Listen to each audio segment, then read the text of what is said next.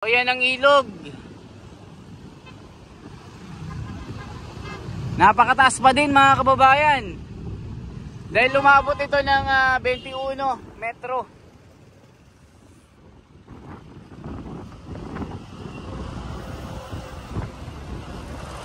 Sisilipin natin sa baba kung ano ng sitwasyon.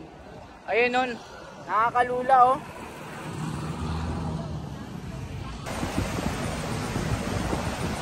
Yan, hindi pa rin makapasok yung mga sasakyan dito mga kababayan. Dahil ganito pa rin ang sitwasyon dito. Mataas pa rin ang level ng tubig dito sa Marikina.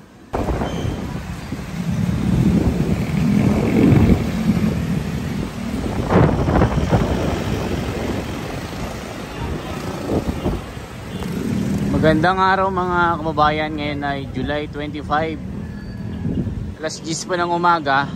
At ating pinuntahan itong sitwasyon dito sa Marikina.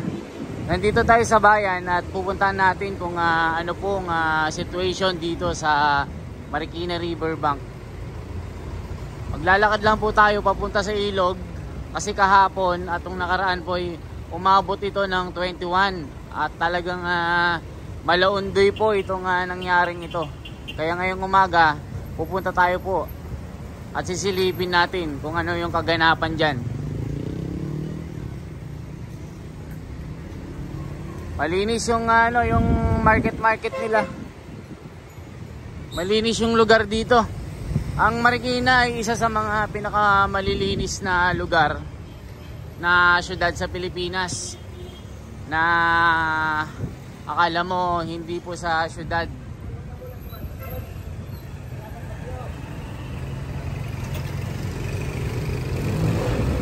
Itong makikita natin, pababa po yan sa may ilog. Nandiyan po yung yung mga tao at marami ngayon diyan. At bukas na po yung palengke, bukas na yung mga establishment.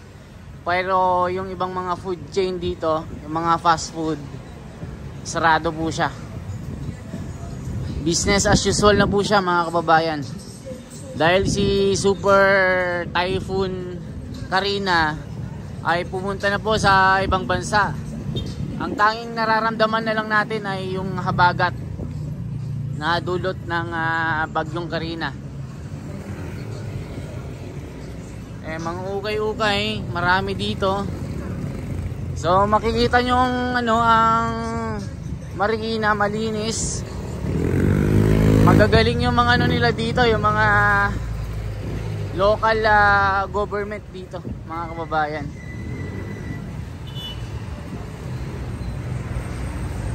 Kasi kung ikukumpara natin ang Marikina sa ibang syudad, ako po, napakasakit ang ulo pagka pinuntahan nyo, madumi.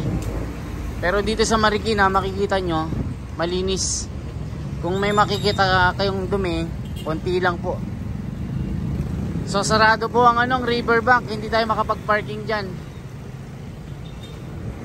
Puntahan po natin dito sa ilalim.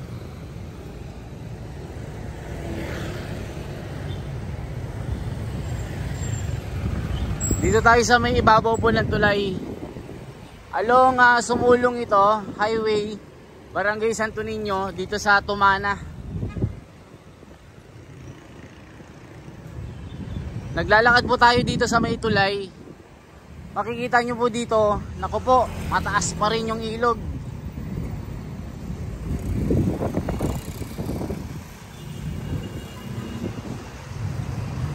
Ayan, makikita nyo po yung dyan, mga naglilinis. Yung Marikina Riverbank Management ay naglilinis na po sila sa mga kalat na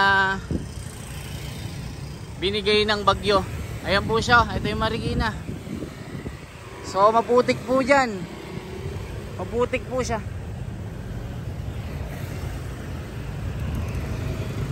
Ayan o.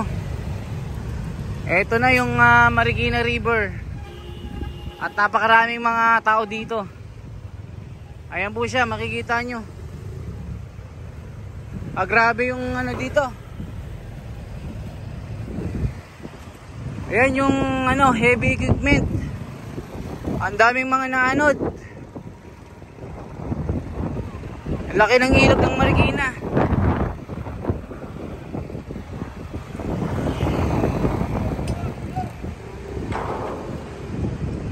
Grabe, hanggang dyan sa McDonald's doy, inaabot siya oh. Napakaputik.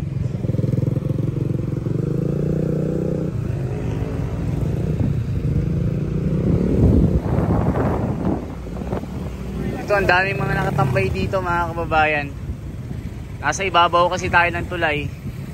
Punta tayo sa may kabila.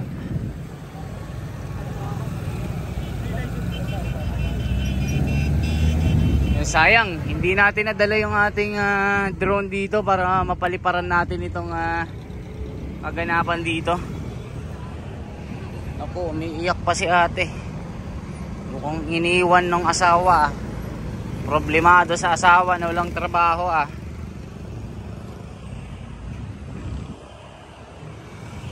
So ito po ang kaganapan dito sa Marikina mga kababayan.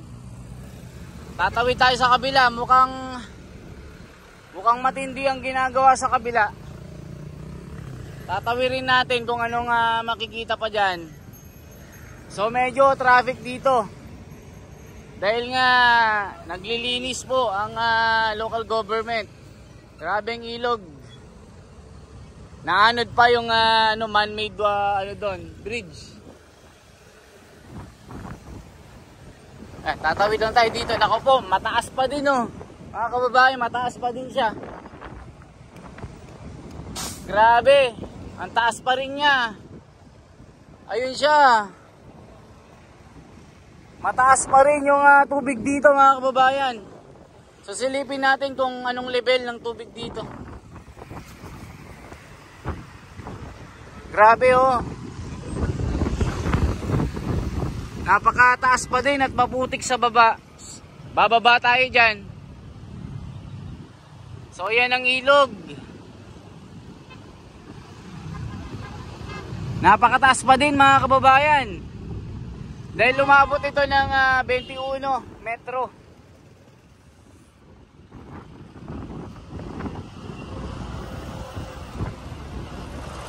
Sisilipin natin sa baba kung ano ng sitwasyon. Ayun nun, nakakalula oh.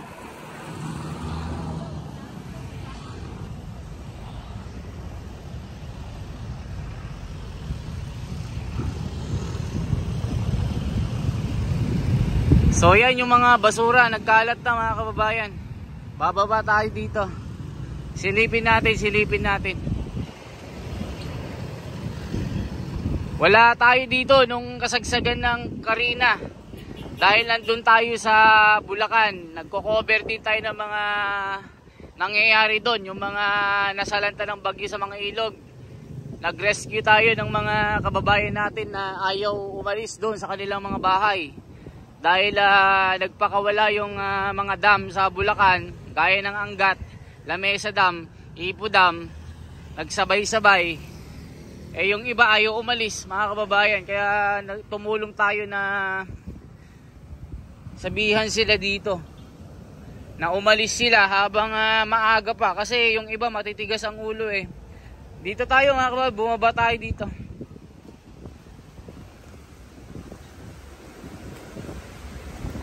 So ayan na, ayan ang situation.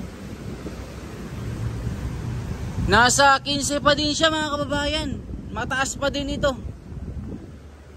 Nasa 15 meters yung taas dito. Maputik pa din siya. Ayun po siya. Nasa 15 meters siya.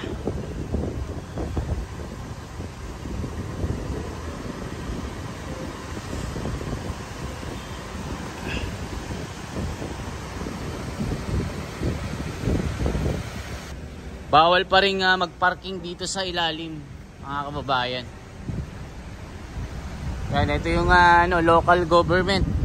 Nagki-clearing operation sila para linisin yung mga nagkalat na mga basura dito na inagos ng bagyong Carina at umapaw kasi itong riverbank dito ng Marikina River. So makikita nyo, puro putik na dito.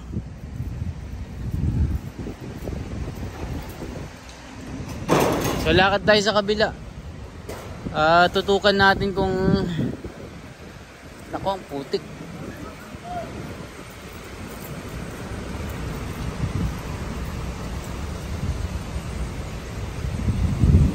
Oh, 15 pa din siya mga kababayan.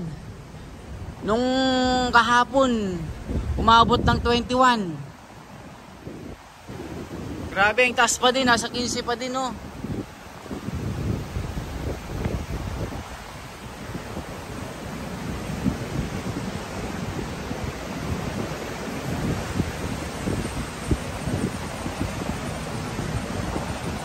Yan, hindi pa rin makapasok yung mga sasakyan dito mga kababayan. Dahil ganito pa rin ang sitwasyon dito. Mataas pa rin ang level ng tubig dito sa Marikina. So nasa first alarm pa rin siya mga kababayan. Kaya sabi ko sa inyo nung kahapon malaundo yung nangyari. Nasa 21 metros siya. Eh nakakatakot. Grabe ang taas. Halos lamunin yung pinakatulay dito. Ayan po siya mga kababayan, no? Parang tumataas pa rin siya mga kababayan.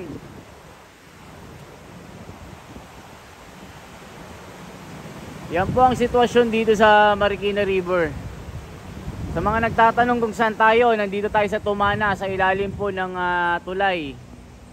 Dito sa malapit sa LTO at McDonald. Yung mga nagbabalak na pumasok dito sa ilalim at may mga dalang sasakyan, hindi pa pwedeng dalhin ang mga sasakyan kasi maputik pa, talagang mabasura pa dito. So yan po yung mga update po natin dito mga kababayan. Sana po i-like and share nyo po itong ating video na mapapanood natin sa ating FB na The Wonders sa Philippines at YouTube channel na The Wonders Philippines din mga kababayan. Salamat po sa inyong lahat.